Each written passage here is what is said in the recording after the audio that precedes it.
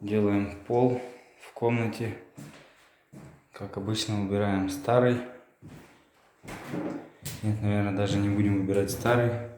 Прокрутим все лаги к бетону. Пожестче на новые анкера. Прикрутим каждую дощечку к лаге. Пропилим швы, стыки между досками, чтобы он между собой не скрипел. И накидаем USB. Затем постелим старый линолеум и на него новый линолеум.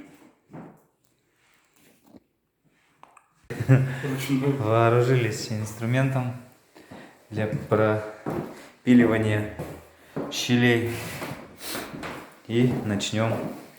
Сейчас инструмент уберем, ножовку ручную возьмем и начнем пилить. Так у нас получилось. Пилой цепной щели получились чуть больше.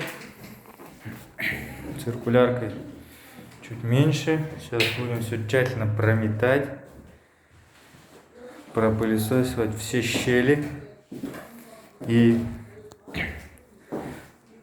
ближе к торцам досок пропиливали вот такой сабельной пилой. Возле стен все под батареями. С этой стороны тоже. И сейчас будем все выметать и протягивать пол. Павел, как ощущение пиления? Второй день. После пропилки швов отпиливаем USB по размеру. Вырезали, отметили, то есть чуть-чуть на сантиметр шире, чем комната.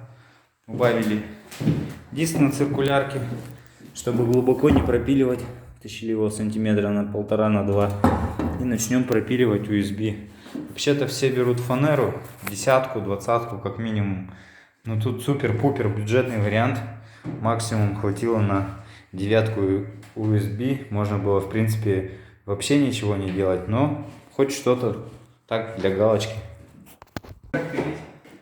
Вот шов сейчас. Где будут идти? Чтобы по Шов. Здесь чтобы на шов. циркулярочке специальные отметочки есть. Вот 0. Вот здесь. Но тут 0 вот здесь. Не знаю, почему так начерчено. На многих циркулярках 0 не соответствует. И 0 примерно идет вот здесь. Смотря с какой стороны пилить, там это учитывается ширина диска. То есть, если ты пилишь с этой стороны, вот у тебя пилить. Здесь 0, да. А если ты будешь пилить с другой стороны, то у тебя ширина диска вот здесь. То есть, пилить вот так вот, чтобы шовчик был вот так вот. И тогда у тебя будет нужная ширина. А если бы тебе нужна была эта часть, тебе нужно было бы пилить вот по этой. Надеюсь, попадем. Выпилили уже 2 листа. Зазорчики получаются маленько неровные. Хоть пилим мы четко по-риски. Но, скорее всего, это просто неровности стен. Или рук. Будем надеяться, что стен. Даже судя по балке, она вся кривая. И вот как-то так получается. Так сказать, технологический зазор при расширении, чтобы не упиралось в стены, чтобы его не пучило. Хоть здесь и будет сухо, но все же.